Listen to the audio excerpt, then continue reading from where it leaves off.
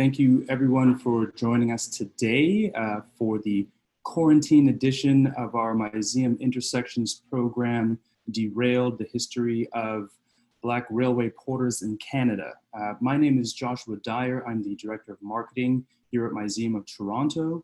To be honest, usually I have a script that I follow for these introductions. However, I don't think we can have this discussion we're about to have today without reflecting on some of the recent events and protests over the past week that stem from racism and systemic violence against the Black community. Our team here at Museum is incredibly proud of the work we do in remembering, commemorating, honoring the histories of Toronto's diverse communities and not shying away from the difficult conversations or difficult realities and injustices that are a part of our history. I personally feel that museums are not neutral spaces and that we have a responsibility to educate ourselves and our audience and our community about past and present injustices. I believe we have a responsibility to amplify the voices of those that are victims to injustice, and we must listen to their stories, learn from their struggles, so that we can work together to uproot deep-seated inequities that continue to exist in our society. It is only through confronting our past that we can chart a path forward. With that said, today's event is a Museum of Toronto initiative presented with the support of the City of Toronto, the Ontario Black Historical Society. It was originally slated to be a part of our Museum Intersections Festival in April. That program was being presented with support by Union Station, the Toronto Railway Museum, and Mayworks. And we do intend to present the live version of this program in the near future or next year. In light of the postponement of our festival due to COVID-19, we've been working with the artists and organizers of each project to reimagine how we might collaboratively work together to host and share their events online as a part of the quarantine edition of our Intersections Festival. We're incredibly grateful for the cooperation we've received from partners and panelists and the support from our community. When we first pivoted to online programming, we really weren't sure what to expect, and we've been incredibly surprised by how engaged our audiences have been and how impactful some of the conversations we've been able to host through digital programming have been. With that said, I'd like to thank everyone again for joining us today. That includes our moderator, our panelists for sharing their time and insight, and for the Ontario Black Historical Society and City of Toronto for supporting this initiative. Lastly, if you find today's discussion relevant or impactful and would like to participate in future museum programs, I encourage you to check out our website, subscribe to our newsletter, or follow us on social media to stay in the loop and stay tuned with what's coming up next. So thanks again, everyone, for joining. I'd like to now introduce our moderator today, Cheryl Blackman. Cheryl is the Director of Museums and Heritage Services with the City of Toronto. She is responsible for all 10 city-owned and operated historical museums in the City of Toronto. So I'll hand things over to Cheryl. Again, thanks everyone for joining.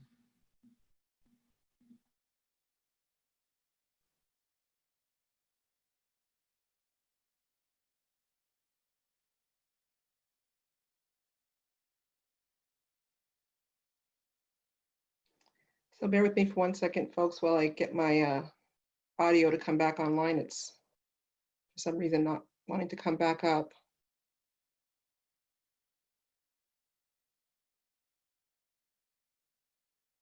So good afternoon, everybody. I'd like to thank Josh for that kind welcome. And certainly I couldn't agree more that museums are not neutral.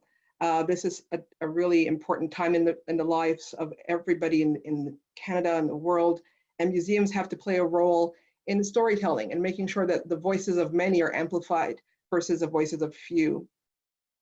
So I'd like to begin by just acknowledging the land that my museum and the Toronto History Museums is situated on as the traditional territory of many nations, including the Mississaugas of the Credit, the Anishinaabe, the Chippewa, the Haudenosaunee, the Wendat peoples, and it is now home to many diverse First Nations, Inuit, and Métis peoples. I also acknowledge that Toronto is covered by Treaty 13 with the Mississaugas of the Credit. I acknowledge all treaty peoples, including those who came here as settlers, as migrant, either in this generation or in generations past, and those of us who came here involuntarily, particularly as a result of the transatlantic slave trade. I would like to also ask for us to hold George Floyd and Regis Korchinski-Paquette in our thoughts. And before we actually dive into our conversation, I would ask that we take a moment of silence to remember these two souls and the tragic ways that they passed. So I'm going to pause for a moment while we reflect.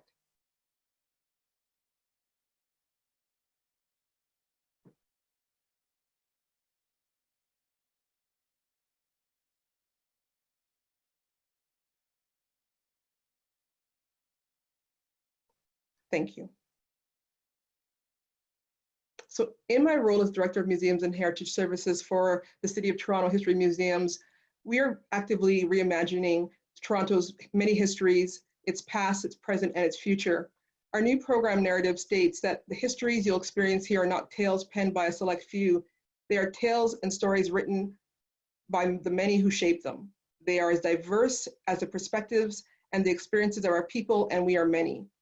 We hope that you will see amazing and appalling objects, taste sweet and bitter flavors, hear laughter and lament, touch the silky and the prickly edges of our history, and that we'll meet at the intersections of countless viewpoints that will leave you inspired about this place that we call Toronto. I'm honored today to be joined by four amazing members of the Black community.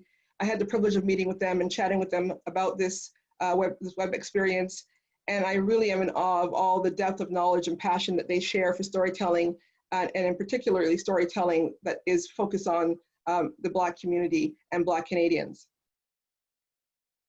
So I'd like to start by introducing our panel. We're joined this afternoon by Cecil Foster. Cecil is a leading author, academic, journalist, and public intellectual. Meghan Swaby is an actor and playwright born and raised in Toronto. Natasha Henry is a PhD candidate in history at York University, and Natasha is the president of the Ontario Black History Society.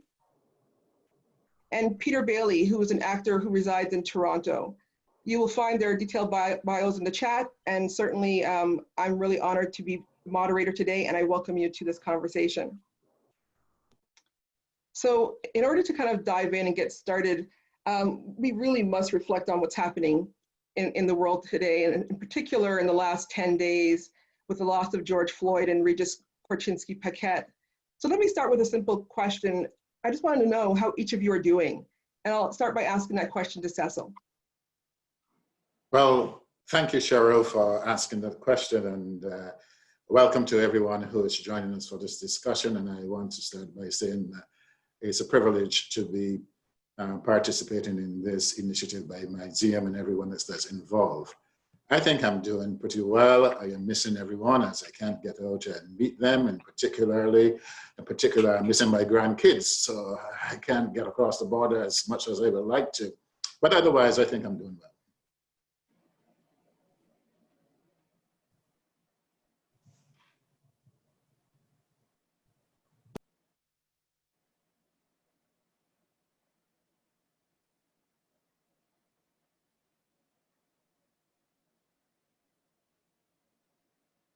Meghan, how are you doing?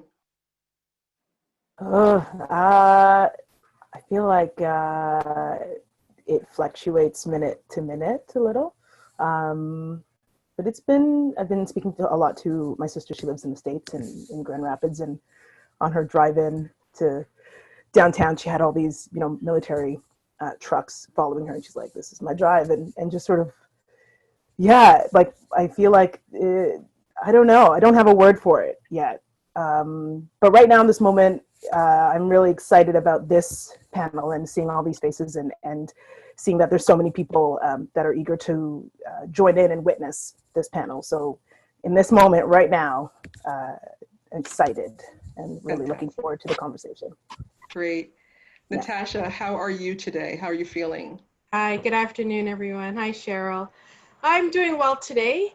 Similar to what Meghan was just saying, the feelings and the emotions do fluctuate, from a range of feelings of sadness and anger. But having these opportunities here to build community and be part of community in a virtual capacity today is really something that gives me strength and motivation. So Peter, hearing the feelings of the fellow panelists, how are you feeling today? I was numb by Friday. I was numb, and not having words to describe. My rage and all that kind of stuff lost all words, and I feel like I've been obviously blessed to have the opportunity to work with my CM and some other folks, and that's been restorative for me. So yeah, I don't really have words for anybody. I'm working through it right now. And like Meghan, these are the restorative things that's kind of been a balm in this period. But yeah, that's where I'm at. No, and thank you all for that. I think it's really important right now that everybody understands the heartbreak that is being shared collectively across the Black community and across the world with allies who are supporting as we go through these really dark days, not only looking at what's happening with COVID-19 and the way that it's impacting Black communities, the elderly, and people living on the margins, but also seeing the level of injustice that we've been witnessing over the last 10 days. So I'd like to start our discussion with a reflection on issues in the present time. Comments were made this past Tuesday by our premier, who, when asked about protests in the cities across America, sparked by the death of George Floyd, said, "Thank God that we're different than the United States, and we don't have the systemic deep roots that they have for years." Do you agree with the way that Doug Ford characterized racism in Canada, Cecil?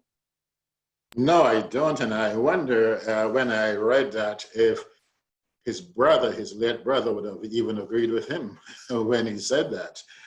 Because the history of racism is the same right across the hemisphere. There's no difference. And I am currently doing some research on the book that I'm writing on multiculturalism, which traces the roots that racism was there from the very beginning. And certainly the suggestion that Canada is different from the United States is one of the narratives that have been perpetuated on us for a long time, and which we really have to engage and debunk. Indeed, in 1867, the Canada that was being set up, the institutions and the agencies, were no different from what was envisioned for what would have happened if the South would have won the Civil War, in which they would have set up an all-white state. And we know that that continued well into the 1960s before we got into the kind of discussion we are going to have today, where people like those porters that we're going to talk about decided enough is enough. And if that seemed to resonate with what the young folks are saying on the street today, that enough is enough, they were saying back then in the 1950s, the 1960s, enough is enough. Let's start with a new morality. Let's take Canada in a different direction. And indeed, let's turn what I hope that the Premier was thinking about, that Canada set off on a distinctly different track. But the history is the same, and the convergent points are about the same. So Natasha, at the Ontario Black History Society, what does your kind of leadership and your experience show you about the characterization of racism in Canada? Well, it's part of the Canadian narrative, this idea of Canadian exceptionalism as it relates to either the enslavement of African people and Indigenous people, a history of, deep-seated anti-Black racism that was upheld by the highest courts in different provinces and in the country. And so, part of the work that we've been doing for, just over 42 years is really working to correct that narrative in a way that really reflects the agencies of African Canadians in terms of pushing for change and making a difference. And so when we talk about, some of the things that are celebrated as part of Canada's history and part of Canada's narrative today, things such as the Human Rights Code and open immigration, as Cecil was just mentioning, these things came about because of the activism of people of African descent here in Canada. And so some of the work that we do is around education for the general public, and particularly developing resources and offering programs for young people to, learn a more accurate representation of Canadian history. So Meghan, as a thespian and a writer, have you felt the unique difference that was articulated in the former sentiment about the characterization of racism in Canada? Oh, absolutely. When I saw that headline, I was just laughing and speaking to my mother about like the racial gaslighting, and that followed up by a lot of the sort of theater companies and arts organizations that are predominantly white spaces in terms of their admin and in terms of their programming, showing these signs of solidarity when everyone has, myself with a lot of other Black folks have stories of feeling, of stories of violence, really, of microaggressions, of all of these things. And so it was just really sort of keeping in line with this, again, this narrative of, well, Canada's not as bad, that doesn't happen here. So it's sort of consistent with how some people hold up this myth of what Canada is, but it's for people who know the truth, it hasn't, this didn't just start this week, and it's something that it's now is like, okay, so what are the actions behind it? So even Doug Ford, I believe he had another comment along the lines of, okay, maybe I was wrong or something. He should maybe read Cecil's book. It's like it's also, I think, a slap in the face to all of the incredible work that, people on this panel have done, and activists and people who've come before in terms of educating and putting in place the policies that are in place today. So I just see that as such a direct, such a sort of disgraceful comment, because it sort of tries to negate all of the work that's been done.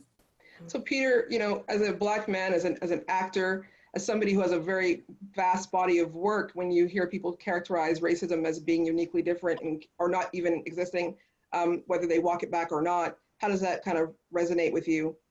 It points to the lack of education and the miseducation.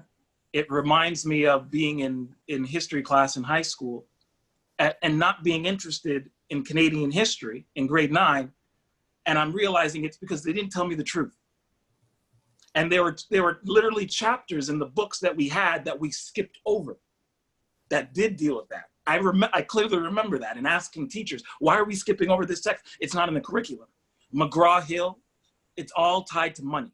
And until we actually start rooting there, so for me, it just pointed to the lack of education, and deliberately so, systematically so. And we have to really acknowledge that. That's by design, not by accident.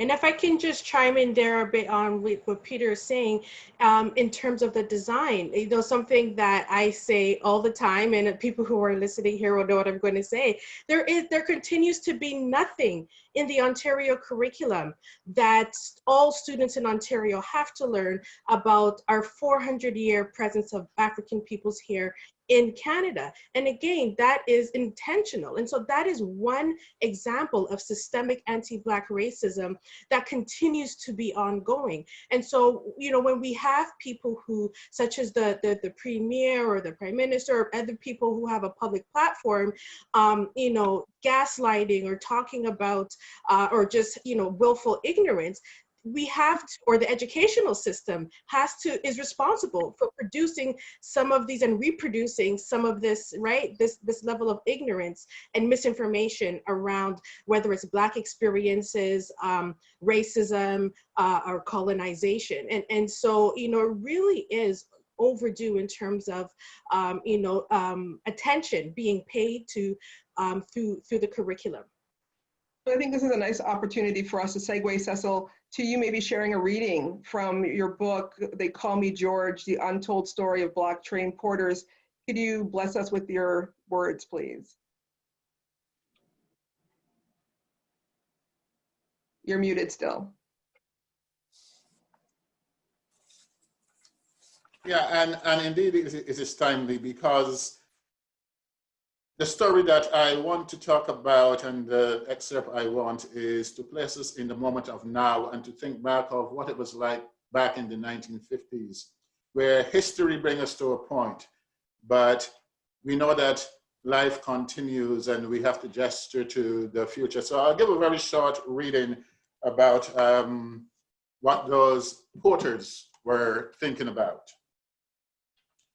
In the spring of 1954, a sleeping car was chartered for porters, former porters and their allies to visit Ottawa for a protest. The group's mission to change the country. With the exception of a few allies, most prominently members of Canadian Jewish communities, these protesters were very much on their own. They were demanding new thoughts and new actions about who could become a Canadian citizen, a status to which in practice only white British subjects were entitled. The porters wanted to shift the country, move it toward a future that would be very different from the one Canada had established for itself through its plans and policies. Historically, Canada had been created as a white country exclusively for the habitation and benefits of people of European ethnicities. The Porters' alternate Canada or Canadian model was one that no other European settlement in the hemisphere had attempted.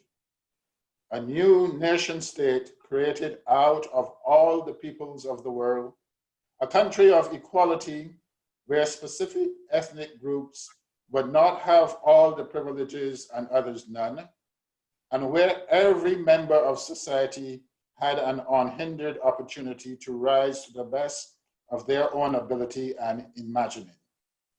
The Canada the train porters, protesters were proposing and envisioning would be a country based on inclusiveness and diversity, one where race would not matter. It would be a modern country in which ethnic mongrelization of diversity would be natural, where the various peoples of the world mix freely with the indigenous people on whose land these hemispheric colonies, dominions, and even independent republics were constructed. It was a model for a universal brotherhood, as it was called in the day, with all of humanity sharing the same collective dignity and sense of fraternity. And I'll stop there. Cecil, thank you so much for that. And I think, Peter, I'm wondering how that reading resonates with you in light of what you shared in your earlier remarks. It's the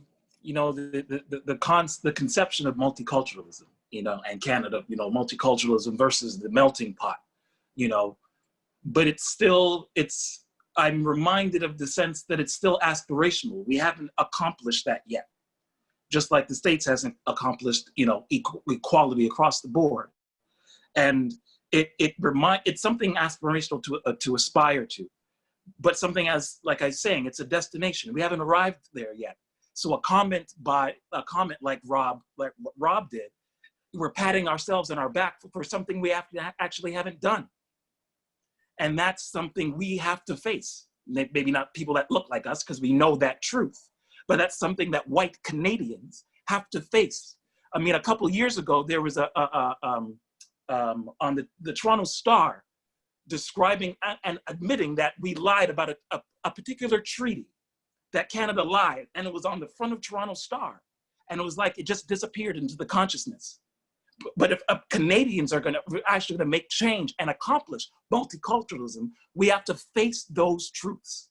And that's the thing that resonated with me, what Cecil just read. Absolutely. Natasha, I think, Peter is very powerfully and clearly really pointing out the impact of erasure. So in terms of Cecil's reading, how does your work really begin to address that challenge of erasure? Is that to me? To Natasha. Oh, okay, sorry. The erasure of Black experiences, of Black presence, takes place at many different stages. And so we could go back to, if we're talking about the process of producing historical narratives, could go back to the archives and the practices of archives, whose stories are taken into archival spaces and collected, right? And then from there, those the materials that are there are then the ones that are used to produce particular narratives. So the archives that we the official archives that we rely on for historical narratives as it relates to Canadian history are colonial narratives. And these are stories that and records that belong to the elite, the upper class, politicians and military. And so there's a history of these spaces not taking in collections as it relates to Black history.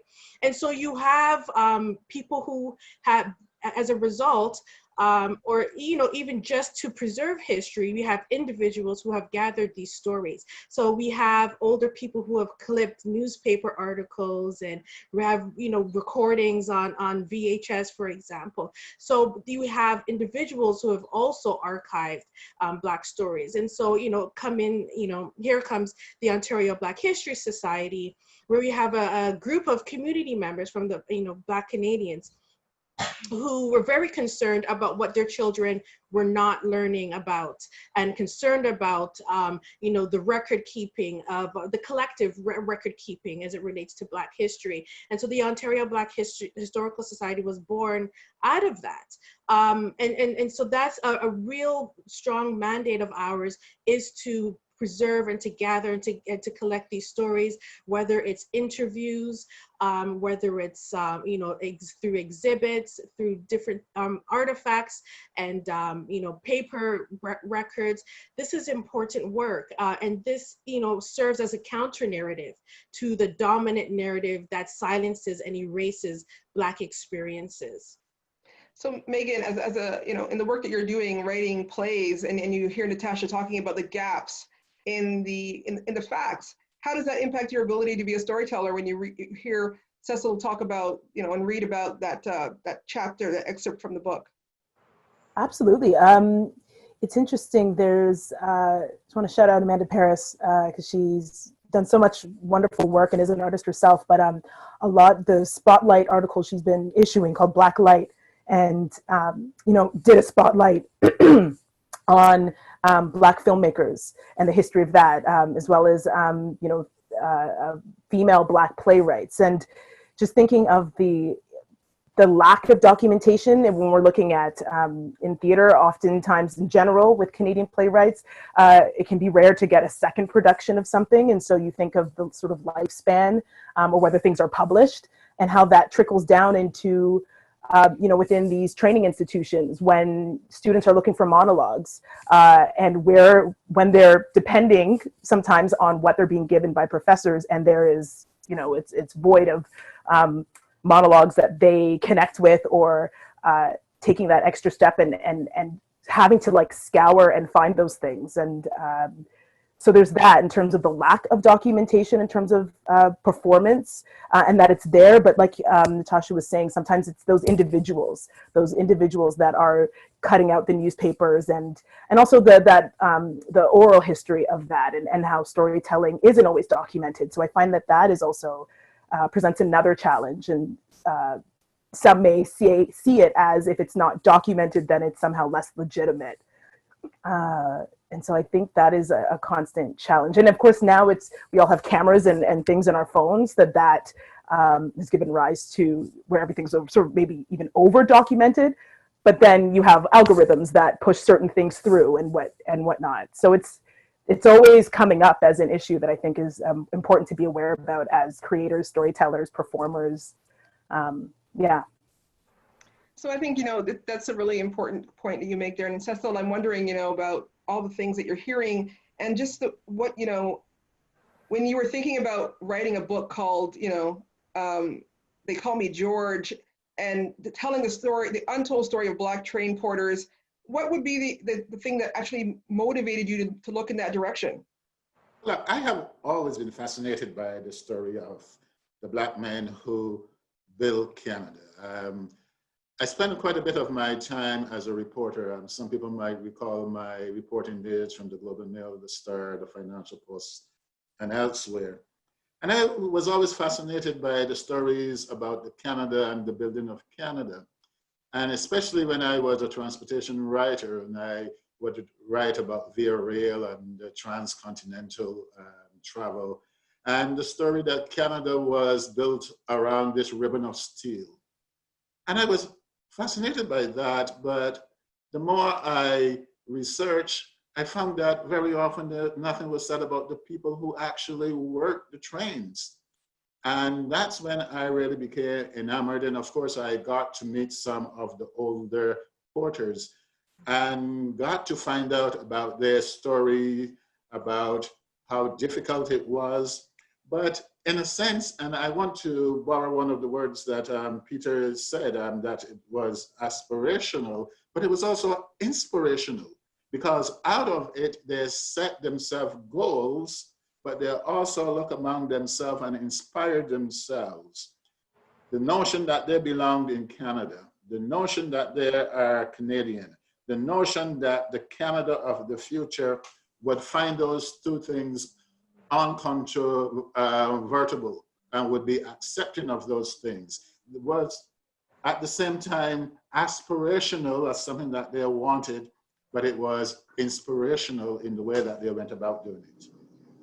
So, Meghan, I think I'm curious because we talked a little bit earlier about, the Premier's comments, and certainly yesterday to the Speaker, the Premier did go on to say that, that not only just in the Black community, a lot of minority communities throughout the history of Ontario and Canada have faced racism. And he also acknowledged that he has never walked a mile in someone's shoes that has faced racism, and I'm grateful for that acknowledgement. When we're talking about just the choices of telling a story, understanding that the environment doesn't always acknowledge the story that you're telling, how does that kind of motivate you to move forward? It's fun. There's the part of my brain that's like, I'm gonna make you remember. I think that motor is definitely what I would say like sparked sort of the drive to even want to decide to be an artist. Instantly seeing that there were less people who looked like me on stages, like for some reason that was a motivation in and of itself to, okay, well, and same with writing, if it's in a lot of like the work that I write, and even the work that I love and consume in terms of other playwright stories, center Black bodies. And I think there's just like an insatiable hunger for that, because I just don't see it as much as we would like to. And it has increased and there's more of it, but that to me is, in terms of the environment, there's also the fatigue of that, right? The exhaustion of the constant wanting to, like, almost having to justify your existence, and writing oneself into existence. I think that is the thing that is perpetually like the motor that is absolutely the motivation for saying yes to certain projects and no to others, or writing or perform as a performer. So I think it's really interesting. I think part of our experience is about acknowledging that we see each other. And one of our members of the audience today in chat shared that that their great uncle, who is now 100 years old, and their deceased uncle, Malcolm Street, were both porters in Canada. And that's just really exciting and exceptional to have somebody who's in the audience right now listening to this, who actually feels that deep connection to actual personal history. So thank you for sharing that point. That's amazing. And can I comment on that? Because yes, I saw that note as well. And I knew Malcolm. Indeed, I consider him to be a friend. And when I worked at the Globe and Mail, I remember hanging out with him around Toronto, and at that time he was with Derailed. So I tip my hat to Malcolm, and Malcolm to me as well symbolizes the diasporic aspect of what we're talking about, because even though he was from Cape Breton and in that small Barbadian community in Cape Breton, he considered himself to be very much a Caribbean person as well as a member of the Pan-Africanist movement. So I learned a lot from Malcolm, and I do remember him often, and I remember him fondly. Yeah, it is so important that we see each other and that we acknowledge each other's presence. So really appreciate that comment. So, you know, Natasha, if we go back 103 years to 1917, when Black Canadian sleeping car porters John A. Robinson, J.W. Barber, B.F. Jones, and P. White formed the first Black railway union in North America and secured rights for Black men in the workplace, what would life have been like in Ontario for these men at that time? In 1917, you know, we're just coming off of, you know, World War I, and Canada was a segregated place. As Cecil had talked about earlier, you know, the development of this idea of a nation, right, of a nation state of Canada was about this great white country, the great white north. And so people of African descent were not part of that. And the definition of what Canada was, or what they were, you know, the definition that they were developing was predicated on the exclusion of and the restrictions placed on African Canadians. So in that time, you would see how that played out in the lives of railway porters. Black men who served in World War I had served primarily in a racially segregated right battalion, the No. 2 Construction Battalion, and they were not welcome to fight on the front lines because their white colleagues did not want to fight beside them. And so hence the work that they had to do, again, a labor force for the nation, once again, in the war. And then these men would come back and face racial segregation. Hugh Burnett talked about, or this in World War II, but some of these men talked about, you know, being denied service. They talked about, you know, residential segregation. At that time, there were still some racially segregated schools in Ontario and in Nova Scotia. And so we have this entrenched, you know, anti-Blackness that the Black communities were facing across Canada. And in 1917, just a few years prior, the federal government, you know, intended to restrict the immigration of African Americans from Oklahoma.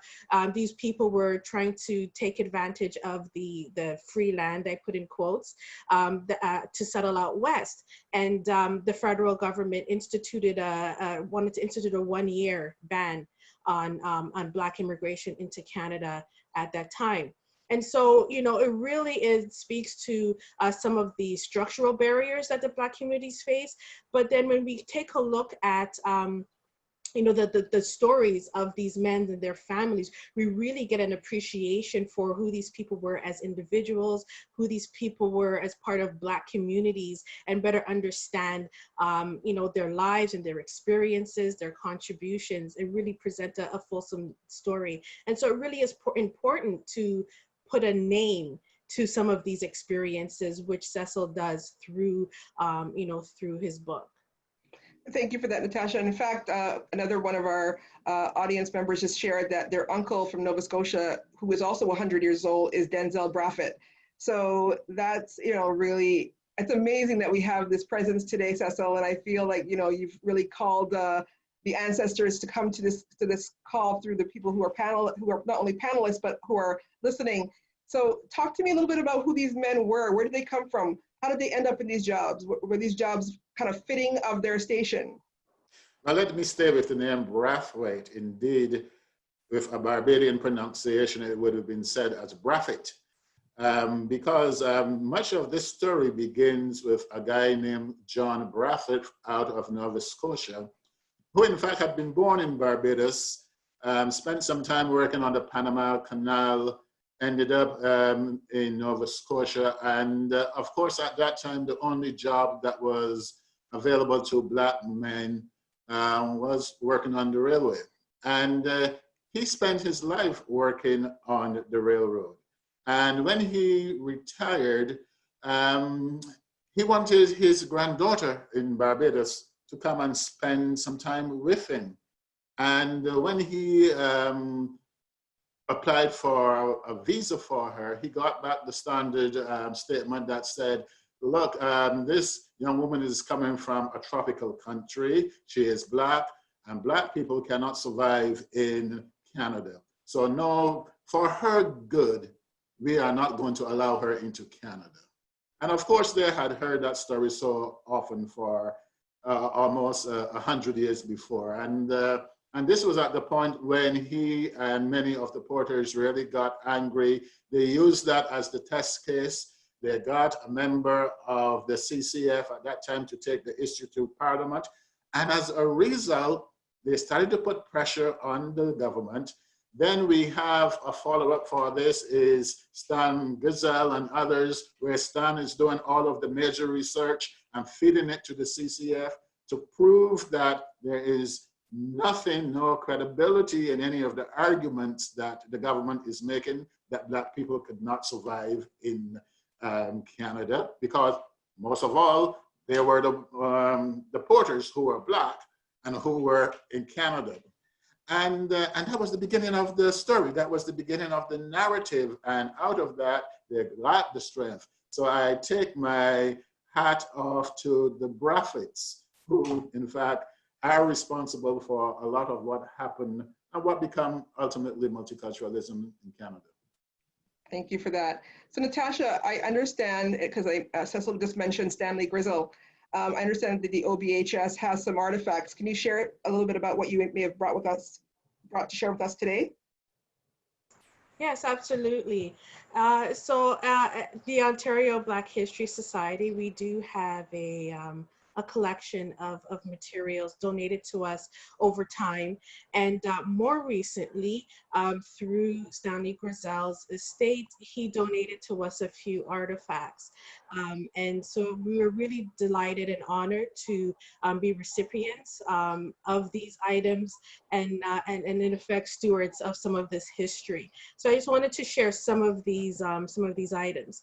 Here is a book, a signed copy of Stanley Grizel's book, My Name's Not George.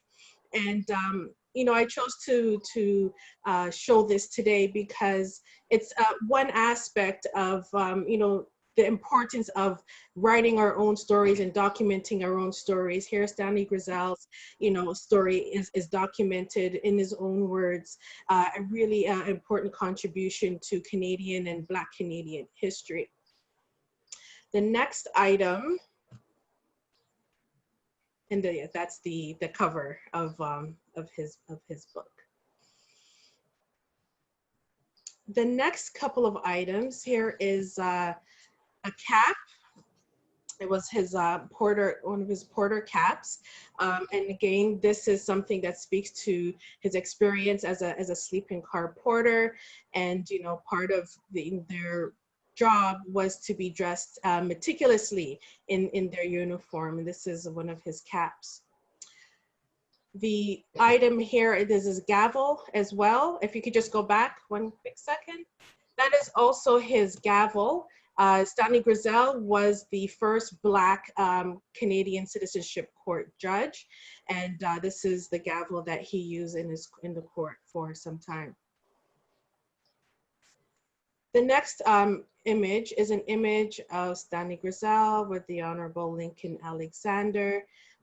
And, you know, just looking at, you know, his involvement in the political arena there. And he was also very active in the labor movement as well, you know, not just with the formation of the Sleeping Car Porters Union, but he was also very active in the labor movement as well. And here he is with the Honorable Lincoln Alexander as well.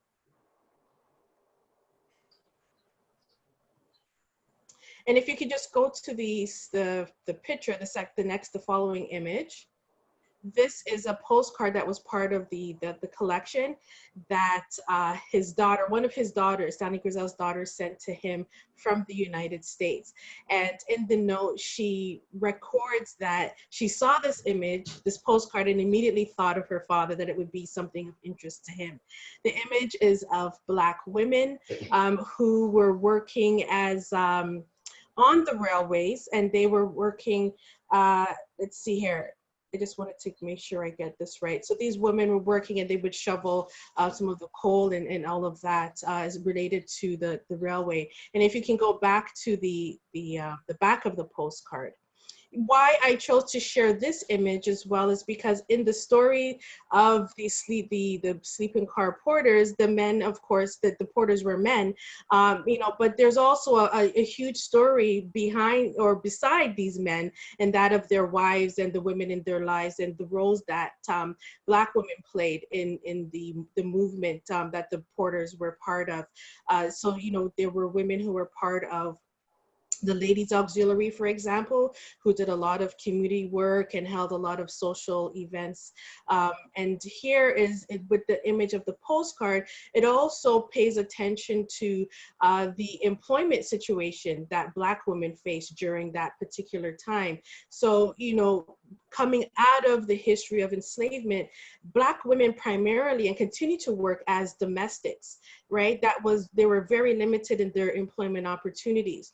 And so here at the back of the postcard, it just gives a brief description of, that 90% of women, Black, were working either as domestics or on the farm.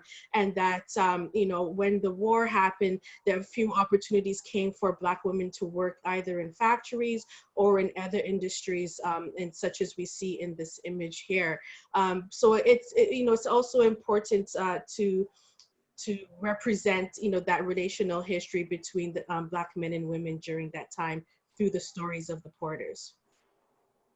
So I think that's really an important point. And I see, we have another comment in our chat just from a female who's a third generation of railway workers and up to just recently, in the last year, 31 years, was involved with the railways.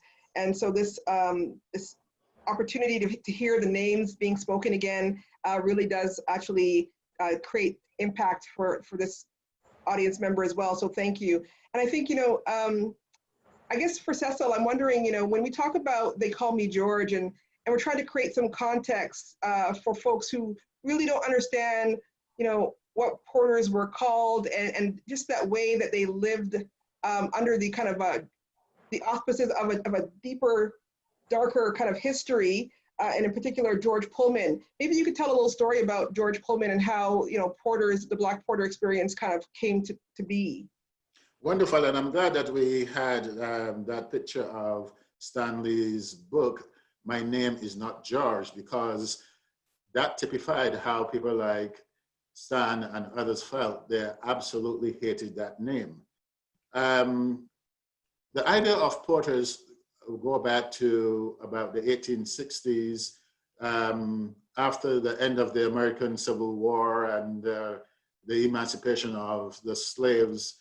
This guy, George Pullman, came up with this idea that what he would do is to allow people to stay on the railroads and make it possible that they can travel right across North America without ever getting off. Until then, what would happen is that people would travel for about 8 hours, get off and go and stay at a hotel and overnight, and then come back in the morning and resume their travel. And as a result, it will take them about a week or longer to get from the Atlantic to the Pacific or the Pacific to the Atlantic. So he came up with this idea that he would let people stay on the trains and let them sleep. And to do that, he would create what was the equivalent of an antebellum society in the South. He would get Black people to live and take care and to do good housekeeping.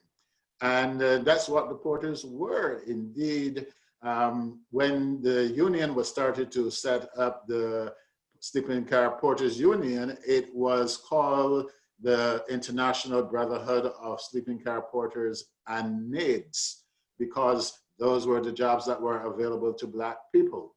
So the Black men were in fact maids on the trains, and they worked as good housekeepers, made sure that when you got on that you were well received, that your beds were turned down at night and turned up in the morning, that they were at your beck and call, that they provided a box for your hat, that they polished your shoes at night, and made sure that you really live in luxury. Now, while all of that was happening, most of them had to indicate that the car in which they were working on were under their administration. So you would see their name, but nobody ever called them by their names. They were simply called boy, which was the normal thing to address Black people, men at that time, or they were simply called George's boy, because they were employed by George. And this goes back to the old notion that you always carry the name of your slave owner, or you carry the name of the person who employed you. So these men were considered to be George's boys. And then ultimately with time, the word boy fell off, and they were simply all called George. So no matter who you were, and you went on to the train and someone wanted your attention, they said, "Hey, George," and you were supposed to respond. And they absolutely hated it for obvious reason, because it meant there was no individuality for them. They all had names and they had pride in who they were, but also it was a perpetuation of an old system where their labor was commodified and their labor could not be differentiated. It was all one standardized type of labor, and that it was the ownership of the labor by which they were identified rather by their individuality. So thank you for that. I just want to acknowledge that we are seeing questions coming in, and we will get to questions in a few minutes. I want to also acknowledge that the chat is just blowing up. So thank you for kind of having that conversation going, not only with ourselves, but also with the other members of the audience. So Megan, you know, while white porters got promotions, Black porters were denied. Where white porters could join unions, Black porters could not. How were you able to channel the emotions of these historic figures when you developed and created your play, and how did you manage all that trauma? Well, it was difficult because there's so much in Cecil's book. There was a moment where I knew I couldn't include everything. And also in terms of like the trauma of these men who, I mean, some of the stories that I guess just would viscerally hit me, that sort of became a compass as to what characters, or where I would create characters around or based on. And that's why John K. Crutcher comes to mind, because I just imagine, you know, you could be the perfect employee and it still wouldn't matter. There would still, you know, if there could still be a reason why you could be found for an infraction or a demerit point if you messed up once, but if you had a history of outstanding work. And so this idea of, I think, respectability politics and, you know, not ruffling any feathers, that sort of thing, that those could, you could still be punished if you know, you weren't allowed to make mistakes. And that's something that really resonated, and I think still resonates, where, you know, I think as Black folks, it's like the one mistake that can be made sometimes, it's like that the punishment for that is like a tsunami. And of course, like within different contexts, but specifically with the Porters, with John K. Crutcher and him missing his train because he had no money for food. So he was sort of stuck between a rock and a hard place. So that was one story that I knew, and because there's so much great information as well, about, and even talking with Cecil, like so many great stories. Those were things that I was like, okay, how do I find the heartbeat behind some of these stories? And unfortunately, that did mean exposing that trauma, and especially when you can draw the parallels to today, that's what makes it really fresh and raw. But it was really actually exciting to get behind some of these voices and reimagine, because in no way I, you know, can't say that's exactly what they said word for word. I'm using Cecil's words and combining and taking some liberties, but it was neat to sort of animate these voices and try to re-envision this world using this book. So thank you for that. And so while, Peter, I'm going to ask you if you can share a reading, and while you just kind of get yourself organized there, I just want to share one other message in the chat, which is from one of the audience members that says, my grandfather was Leo Chevalier, and he was a Black sleeping car porter in Toronto from 1924 to the 1960s, and he was recruited from Louisiana.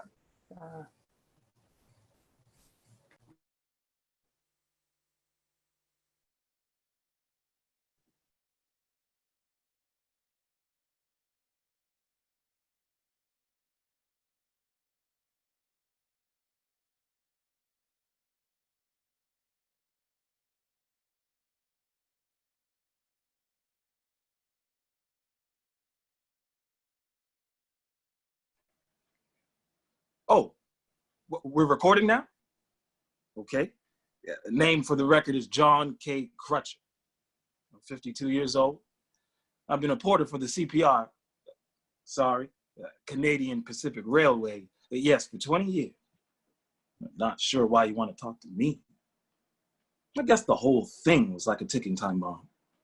And we were all working hard, but trying to provide for our families, and still that wasn't good enough. But treating us like mules.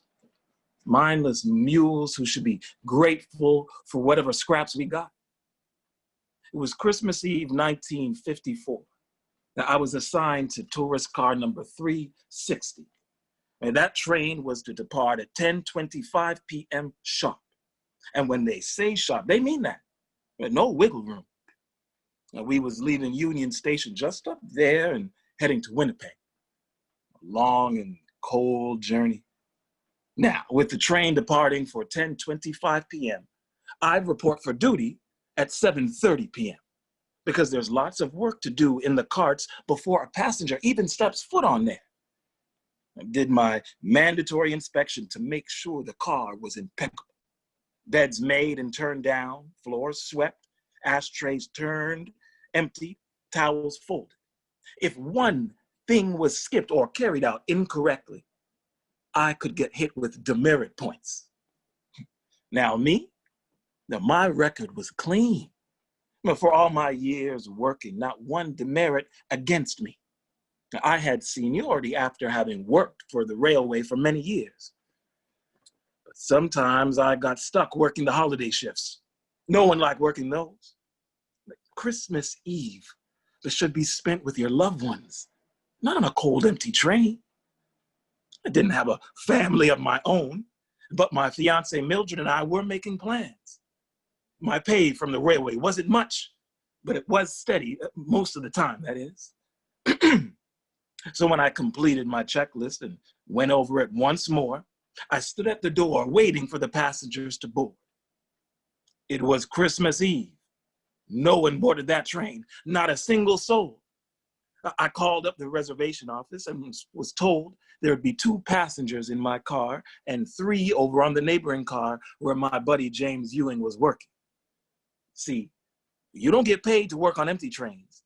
That's what we call dead-enders or dead-headers. We hated those rides because our pockets stayed empty just like those seats. No passengers means no tips. Management wouldn't even consider us working even though we had to stay in uniform. See, I know what you're thinking. Oh, well, we can fill our bellies full, kick up our feet, and catch up on some sleep. Oh, no, sir. You were still expected to work and maintain the cleanliness of your car. In fact, they wouldn't even include a free meal. Now, I didn't have a cent to my name. My stomach was growling, but I asked Edwin if he could spot me a small loan. Edwin would sometimes spot me from time to time, but not this day. He only had enough for himself. Time check, 10 p.m. I would have enough time to make a quick trip home and be back before the train departs at 10:25 p.m. It would be close, but I could do it. You never think of all the things that could go wrong in a situation like that. I was optimistic. I know it wasn't the right thing to do, but how was I supposed to last all them hours without any food? You tell me. someone would have had to drag my lifeless body off that car. I asked Edwin to keep watch over my car. I even kept my uniform on, threw on my coat, hat, and headed out the street to flag a taxi home. It started to snow, bad. And when that happens, there's less taxis on the road. Too difficult to see means more accidents. It took me longer than expected to even get a taxi. When I finally got one, boy, were we going real slow. My heart began to race through my wool coat. Eventually, I got home. I burst through the door and explained myself to my girl, Midra. Got my cash. I looked at the time and got that sunken feeling in my stomach. I wasn't going to make it back to Union Station in time for the train's 10:25 p.m. departure.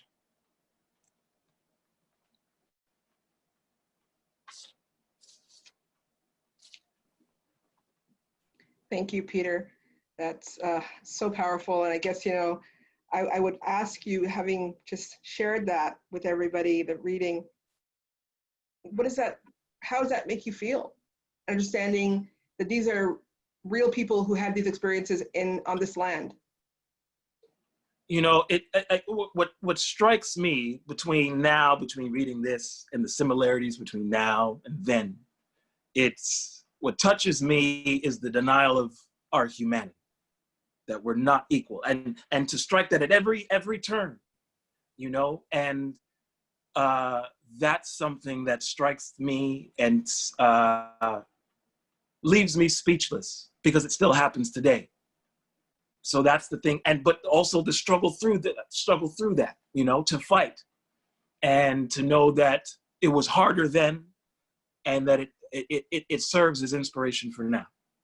That's that inspiration, Meghan. I'm curious about the way that you take inspiration, and in particular the work you did with Venus's Daughter, where you looked at the objectification of Black bodies, and what parallels were you able to draw between Venus's Daughter and They Call Me George?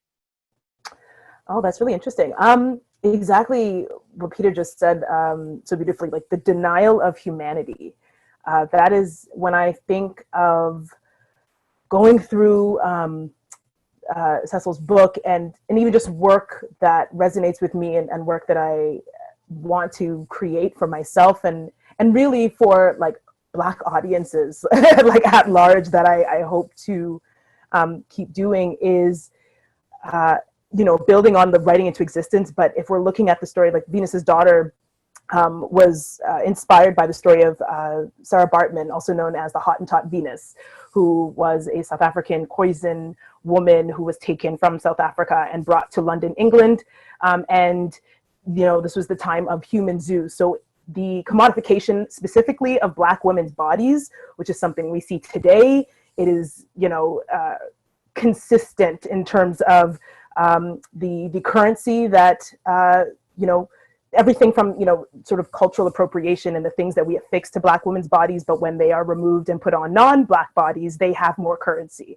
Things like that, a constant devaluation of the Black woman's body at the same time being hypersexualized and exotified. So if we're talking about commodifying the labor of these men, these sleeping porters, when we're talking about denying them the humanity of how is someone actually expected to work their job at the level of professional and sort of exceptional customer service that these men were required, without even considering that they would need to be fed, that their bellies need to be full, like such a basic like our needs, right? The basic human needs that aren't even met. And that being because they did not see them as human. So yeah, like there's so many parallels, and there were so many things that I could draw lines to that was like, oh, okay, yep, I think I know a little bit about that feeling, and yeah. So Cecil, I think this is a really good time to kind of make sure that we're clear about the real history of trade unions in Canada, and the really important role that these Black porters played in establishing the social justice that we probably take for granted today. Can you talk to us a little bit about that? Yes, and before I start that, let me say that I am truly looking forward to when Meghan's play is mounted. I read the script, and I had chills reading it. I think it's a wonderful piece of work, and I think that the world is going to be in for a treat when she and Peter and others get together to put that on. So I, in fact, am looking forward to it. And in fact, it helped me to rethink many of the things that I was talking about in the book. But to the question that you asked in terms of the history, one of the things that I want to underline is that many of these porters were very highly educated men. Indeed, if you had to look at a pecking order, to become a sleeping car porter in the Black community was the height of achievement. Yes, there were some people who went on to become doctors and elsewhere, but you worked through the sleeping car porter on your way to becoming such a person. Indeed, part of the idea was that, especially for people in the southern United States and in the Caribbean, that they would come up to Canada and they would work on the sleeping car as sleeping car porters while they study medicine, law, the classics or whatever. And then many of them would go back home. Indeed, the history of the Caribbean is that of many leaders, prominent leaders, who in fact worked as sleeping car porters and then went back to become prime ministers and chief justices and other things like that. And many of them who became prominent medical people in Canada, the United States, and elsewhere. So it was a situation where it was expected that they would work, but the conditions under which they worked were the worst. And going back to the example you gave of in the 1970s, when the very first Black rail union was established in North America, when that was established, because primarily the conditions were so hard. And the one example I like to give is that we often refer to them, even to this day, as sleeping car porters. And porters themselves had a joke among themselves where they would argue that they were not sleeping car porters, but they were in fact sleepy car porters, because they were so deprived of sleep. Very often they'll be going for 17, 18 hours out of 24 without sleeping. And as we saw with the example with Kusha, if they were to be caught sleeping or relaxing, they could be fired. So those were the conditions under which they worked, and the conditions under which they knew that if they began life as a 16-year-old or 17-year-old as a porter, and they were to retire in 60, 65, they would still retire as a porter because there was no promotion. There was no other job that was available for them because they were considered to be not really essential to the railway. They were simply providing housekeeping. So thank you for that. And I think, you know, Natasha, I listened to Cecil talk about this, and it makes me feel very emotional. And I'm wondering to myself, you know, when you think about Stanley Grizzell, what do you think he would have felt or said? And I know you're, of course, crystal ball gazing at this point.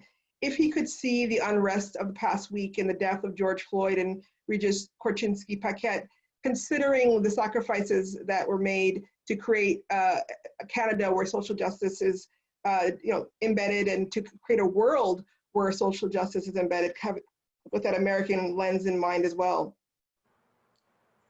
Well, I think, and again, like you said, in terms of, you know, crystal balling here, I think what Mr. Grizzell would have done is he would have been able to succinctly contextualize what is happening as someone who was well-read and you know, well-versed in what was happening in the world as it relates to African peoples.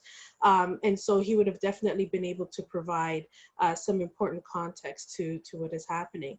And I also think, you know, based on, you know, what I know of him through his history, that he would also be, you know, there on the front lines, and someone who is always agitated for change and had been involved in activism in very many different ways. And so I think that he would have been part of that, and I think he would have also called on people to be involved in making change, using the examples of the change that they were able to influence, to then say, you know, we've done this, that, you know, now it's the time for others to continue on in that fight, in that struggle, in order to affect another level of change. So Cecil, you know, I wonder to myself, these people really gave so that modern Canada could evolve. And I'm, you know, looking at the past 10 days, looking at the last 80+ days where COVID is ravaging the Black community and communities of elderly persons and marginalized people, you know, is there light at the end of the tunnel? Well, I hope so. And that is one of the things that I think that the Porters inculcated in us, that we should look to the light even in the darkest moment. Because remember, in the 1950s, when they went to Ottawa, nobody was taking them seriously. They were considered to be kooks. The idea that they can lead a protest and go to Ottawa to see the Prime Minister, and then the Prime Minister decided at the moment that he wasn't going to meet with them, but they were going to go and they were going to come up with this lofty idea that Black people, and not only those of African background, but they talk about the fact that how at that time that people, immigration from India was limited to 150 people a year. And that if they were coming from Sri Lanka, it was 50 people. And if they were coming from Pakistan, 150. And they said, how can it be that so many people from around the world, and you can limit these numbers where you get about 200 from the West Indies and 150 from India and 150 from Pakistan. Open up Canada. Canada needs people. So they went and they fought and they kept at it. So I think, and knowing Stanley Gazelle, the way that I saw how he walked the streets, how he led the protests against South Africa, how he led the various kinds of progress for better wages for domestic workers, the way that he worked with Indigenous people and the coalitions that he brought. And going back to that picture of Stan with the gavel, that's why he took great pride in being a citizenship judge, because he would always argue and give that talk to new members of the Canadian society that citizenship means something and that citizenship can translate into a better future. So he took great pride in talking about the power of citizenship. So I think that while he would be certainly out marching and protesting and even writing a letter to Premier Ford to correct him, because he never shied away from doing those things, that he as well would be very hopeful. And I remember as well the hope that he had even in the days when Martin Luther King died, and how he organized to bring Coretta Scott King to Toronto and to honor her and to honor Martin and to project to the future that Canada and certainly North America and the world can be a better place. So thank you so much to our panelists. You have really, again, you've blessed us with your knowledge and your insight and your aspirations and your inspiration for Canada. So thank you for that. And the audience has been very patiently waiting to have their questions answered. So I'm going to jump in some questions if that's okay, and I'll maybe point to certain people on the panel to respond. So the first question is, and I'm going to ask that question to Cecil. In what ways can we work to make provincial Canadian archives more accessible to Black communities in the present? Or is it an impossible mission considering Canadian archives primarily function as colonial institutions? Well, I think they still do, but that is the challenge that we have to change them. And that's why people like yourself and others have important roles to play. Look, I could not have written this book without going into the archives. And the fact that someone like a Stan Gazelle was a pack rat where he threw away nothing.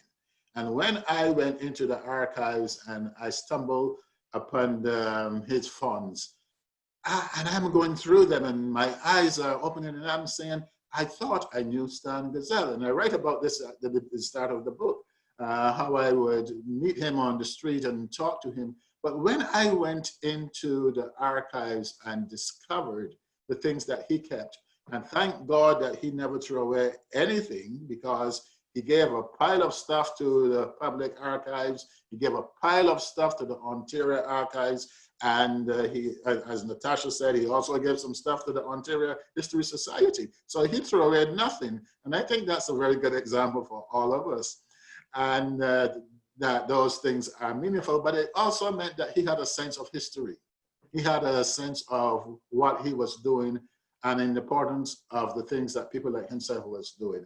And yes, he was there, so it was not only the archives, but he would have been out to see the kind of play that Natasha is putting on. He was out at the launch of just about every Black book around Toronto. He was totally involved.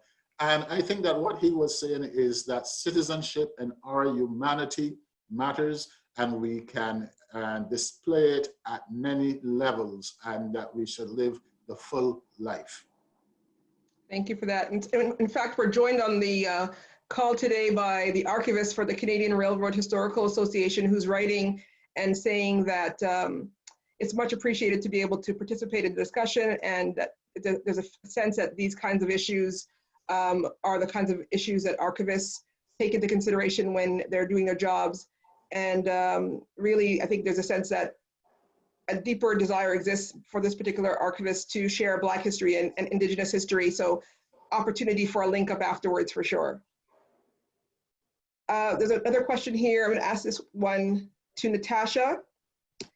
What difference do Canadian allies like John Graves Simcoe and J.S. Woodworth and the legacy of the 1793 Anti-Slavery Act make in the grand scheme of Canada as a colonial state?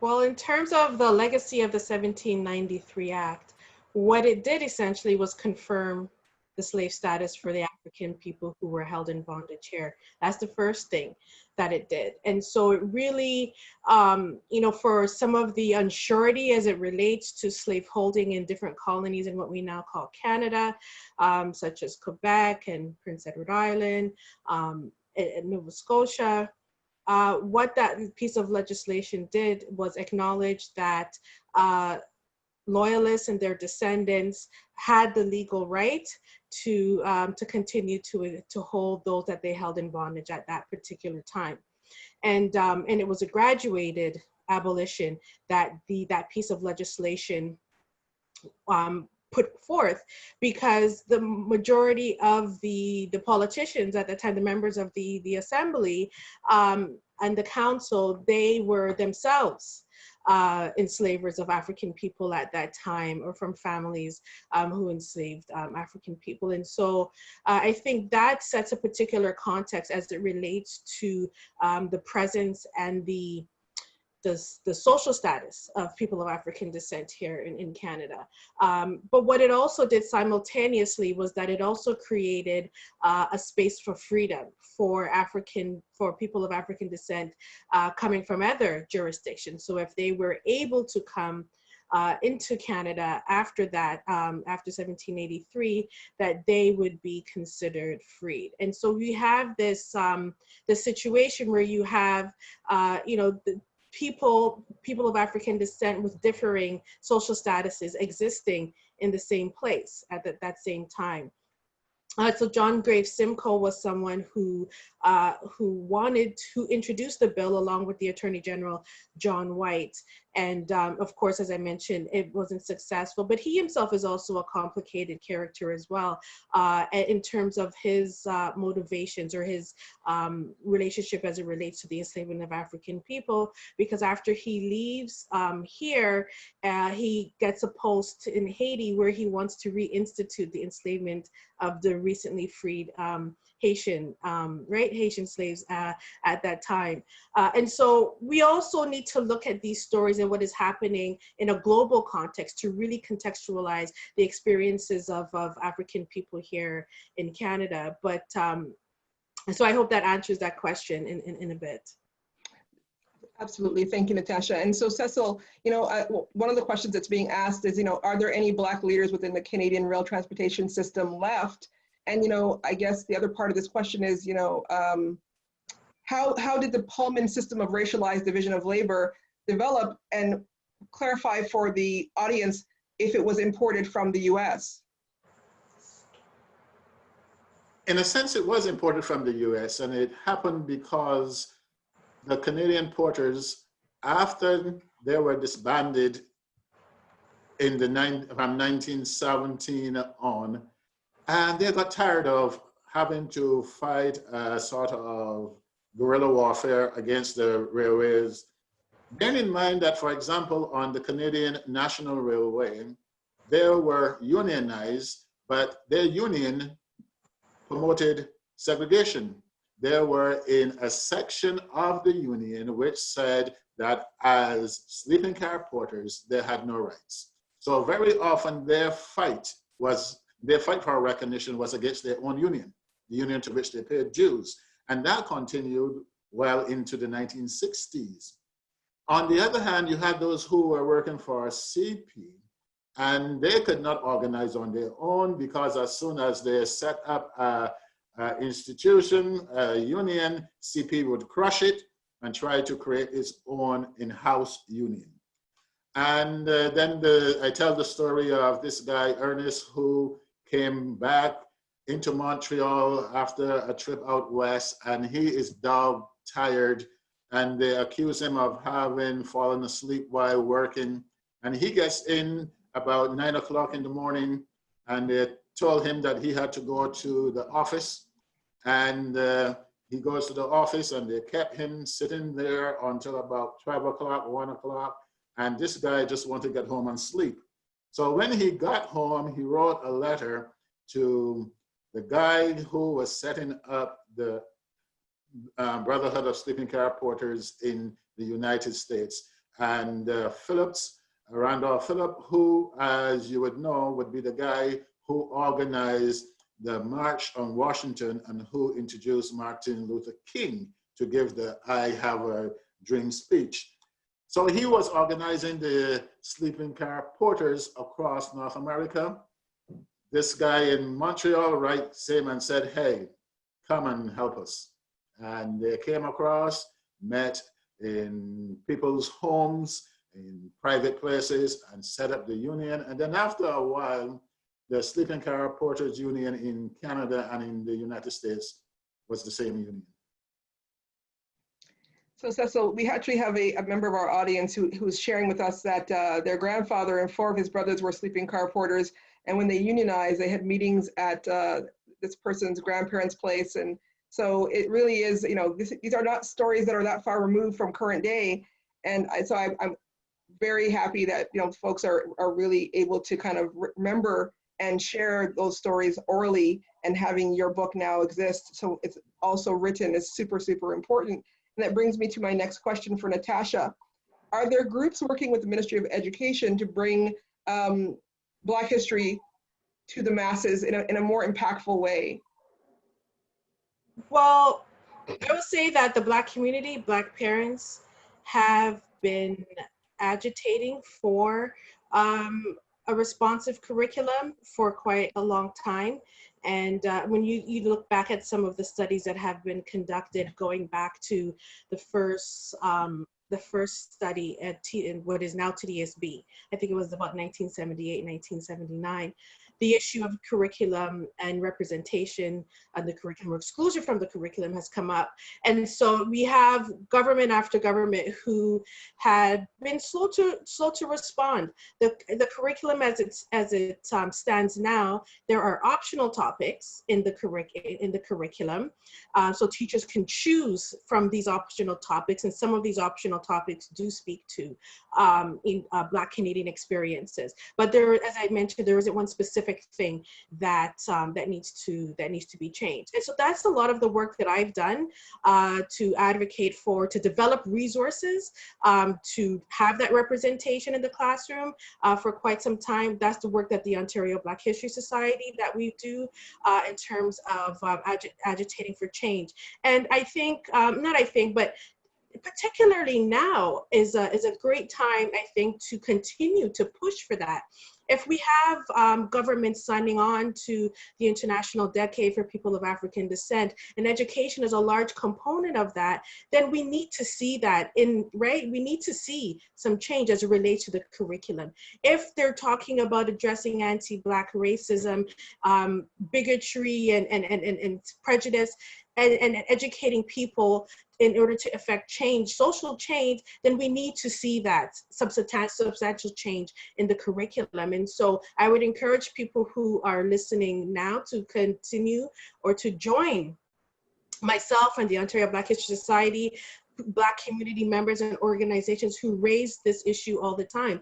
Because in the end, it really, we ask for these things and are demanding these things, but how is the Ministry of Education responding? And so when they're talking about acknowledging anti-Black racism in the public education system, the Ministry of Education also has to recognize how they're perpetuating and reinforcing those same systemic erasures and exclusions through the curriculum.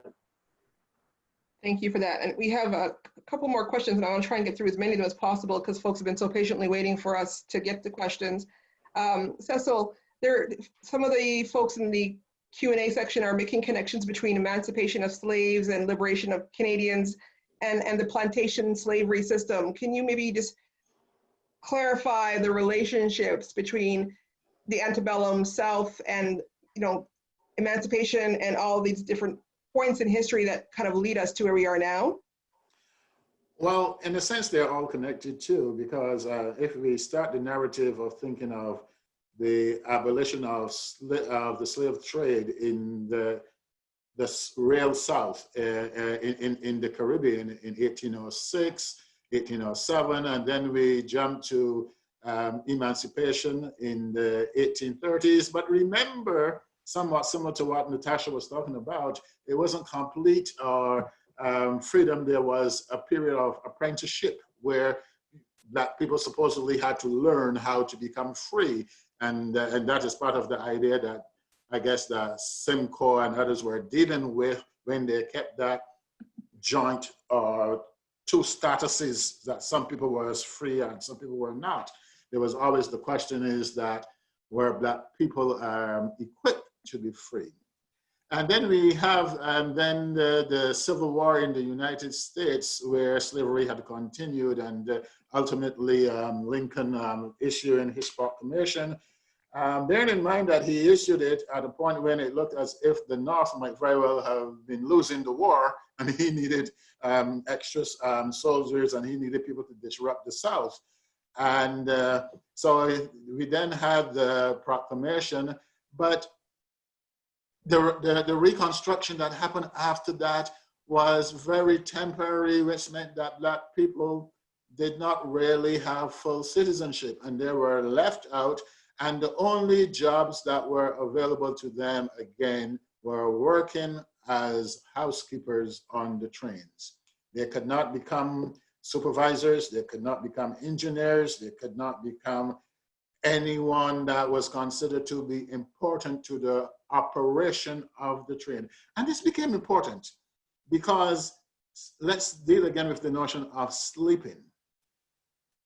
It became very clear that the longer that you were deprived sleep on a railway, that the higher the probability that there'll be accidents. So the unions, the various unions, would advocate with the governments across North America to limit the number of hours that a railroad or a railway worker can operate. So maybe 12 as a maximum. And then the unions agreed that they would agree on a number like 12, but it would not apply to sleeping car porters. Why? Because sleeping car porters were considered to be not operational, and as a result, they did not run the train and they were not likely to cause accidents. So the history is one of freedom, no matter where it starts, and to a sense, it brings it all together because after a while, across the hemisphere, if you went to North America, you might get a job and you might get a job as a railway porter. So I think this is a kind of one of the interesting questions that's being asked about the way that sleeping car porters were treated south of the border versus north of the border. Were there any real discernible differences? And I guess it kind of segues into this other question about what we can do to advance conversations of diversity. In particular, this person is asking about true multiculturalism. Cecil, what are your thoughts? And maybe Natasha, I'll get you to follow in after that. And you see, and that's one of the key things, and this brings us back to where we started when we talk about the premier saying that Canada was different. There was no difference. A sleeping car porter worked the same hours under the same conditions, relied for income on tips, whether he was in Canada or he was in the United States. And remember that often the railroads ran through the United States. In fact, for a while, if you wanted to go from the Eastern Canada to Western Canada, a good portion of the travel was through the United States, even though it was on a Canadian railway. There was no difference in working conditions. So let's put that aside. And as a result, the reality and the struggle became one, so that you can then see Stanley Gazelle mimicking and learning and patterning himself based on what he is seeing happening in the civil rights movement in the United States. And for all intents and purposes, they were the same. And one of the reasons why they were the same was because at that time, they were not really referred to as Canadians or Americans. They were referred to as Negroes. And we know what a Negro is. A Negro is someone of African ancestry who does not have a country. So whether you are born in Johannesburg or you're born in Lagos or you're born in Atlanta or Toronto, you are a Negro. And that's why part of the struggle that people like Stanley Gazelle and others undertook was for the removal of that term as an identification, and we come up with notions like African American, a Jamaican, Barbadian, a Canadian, and that Black people could be identified based on the country to which they belong, rather than this notion of a wider race or ethnicity. So Natasha, as you think about the question about multiculturalism, there's also this kind of question about, what are some of the resources people can lean into if they're trying to find a comprehensive history of Black Canadian experience? And I think the question around multiculturalism calls for an understanding of critical multiculturalism. And it's not, looking at saying, oh, we have all of these different groups here and everyone is all the same. I think true and critical multiculturalism pays attention to the very different, unique experiences and historical legacies that people have faced. And so I think that's important. And again, we get to a foundational level of understanding through education. And that can take place in a lot of different forms. So when you're asking about resources, there are some curriculum resources, for example, some that I've helped to develop over the years that are available for use either in the classroom or at home or for individual independent learning. The Ontario Black History Society, as I said, we have developed a number of resources. Our website was shared in the chat there. We have various events, and due to the COVID restrictions, we will be hosting some of our events virtually as well. We have our annual Emancipation Day event coming up. We were slated to have an exhibit of Stanley Gazelle's items, some of his items at Queen's Park and at Sheridan College, that has been postponed to the future. And we continue to develop, as I said, some online exhibits. So there's quite a number of resources. There's a lot of books that are available. Different books is a great resource, community resource. They carry a lot of the Canadian titles around Black experiences, whether it's through history books or through other kinds of literature. And so I would encourage people to look there as well. And again, I think it's important for us to really come to the realization that if we are to avoid coming back to the same point in time yet again, that there needs to be an intervention in the curriculum, and that is an important place where all young people come through the educational system, people who then go on to be employers and government officials. And so it's an important place for an intervention in terms of correcting some of the misinformation and the non-information as it relates to rich, substantive Black Canadian history. And Cheryl, if I could jump in quickly and yes, please. Even the notion of multiculturalism, as Natasha says, we really have to engage and interrogate, because in the early stages, multiculturalism wasn't about what we now call visible minorities. Multiculturalism was really about how to make Europeans who were non-English and non-French Canadian. And ultimately now, when we read the story about multiculturalism, we often hear it as multiculturalism as a sop to the Vismins, and the betrayal of Derailed Canada so that visible minorities can take over. That was not the case. Originally, multiculturalism was intended to cement and to broaden the notion of who is white. And therefore, by being white, you could be recognized as a Canadian. And that is why the struggle is still so much with us over a kind of reconciliation. How can we, in fact, achieve the dreams of Gazelle and people like them who said a Canadian can be anyone from anywhere in the world? And that is what multiculturalism is about. And we are still struggling for that, because we are still looking for the day when we can have a prime minister that isn't white.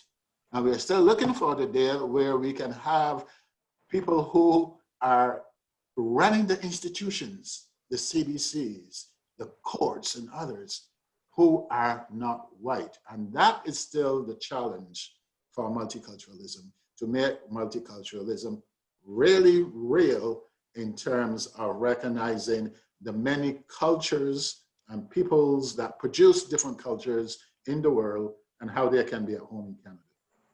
So this is our final question, and it's for anybody on the panel. Do any of the panelists know of any examples of solidarity between the Black and the Indigenous railway workers? Oh yes, they have been.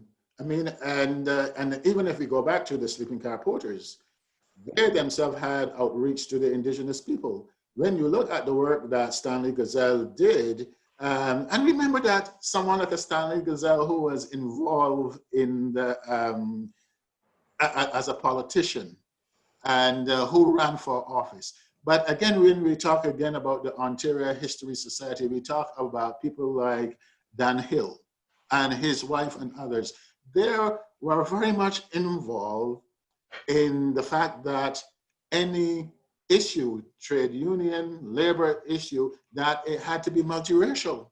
And that's why when they went to Ottawa, they talked not only about the denial of rights of Black people, the rights of Indians from India, Pakistan, and Sri Lanka. They talk about the treatment of the Indigenous people as well. So that is one of the earliest places where you can find, when you go and you look at the documents that they're presented in Ottawa, where they talk about the mistreatment of Indigenous people.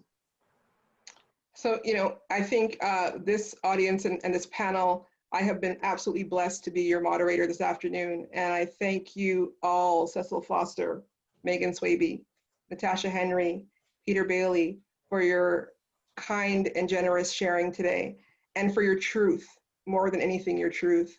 And, you know, these are very, very tough times. And for you to be able to give so much of yourself, despite your own pain, is something that I honor.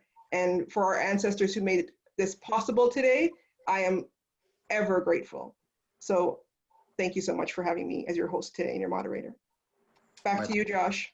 This is usually where I'd ask for everyone to give a round of applause, but one of the changes of digital programming is that is no longer a possibility. Anyhow, I would like to thank you, Cheryl, for moderating this discussion, making sure many of the comments and questions from our audience have been addressed, and just we covered so much ground, and so thank you for sort of steering the conversation in that way. Thanks again to our panelists, Natasha, Cecil, Meghan, and Peter, for blessing us with your knowledge and expertise. For everyone who's joined us, if you would like to revisit this conversation, maybe there's something that was brought up and you really wanted to sort of follow up on it, but didn't remember what it was. We'll have this up on our website on museumoftoronto.com within the next couple of days, or you can find it on our Facebook page immediately after this stream ends. Also, I've seen many of you have shared personal and family histories throughout this conversation today, which has just been really incredible. We're always looking for new stories or histories to explore and to share with our community at Museum of Toronto. So you can reach out to us anytime at our email stories@museumoftoronto.com and share anything that you think we should be exploring or following up on. Pardon me? Sorry. If you'd like to do a deeper dive on this particular history or other Black Canadian histories, Cecil Foster's book, They Call Me George, is a great resource. Ontario Black History Society, another great resource. And I believe somebody brought up, or Natasha brought up, a different book list here in Toronto, another great place to find and do a deeper dive on Black history in Canada. Lastly, we have more programming in the works at Museum of Toronto. June 24th, we'll bringing back another installment of our In the Time of COVID series, where we explore how COVID-19 is affecting some of the different communities across Toronto.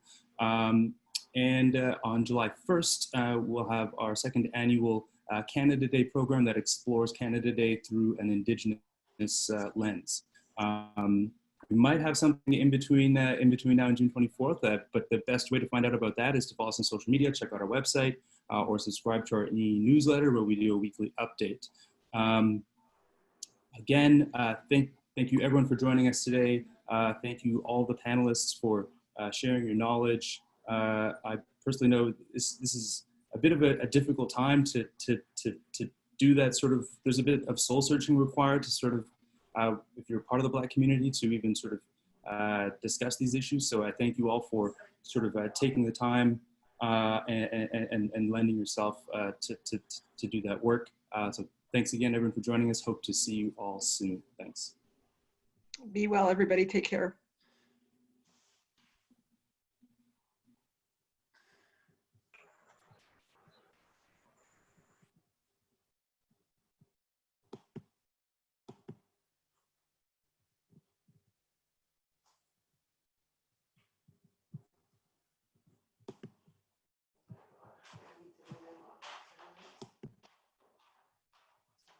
Excellent.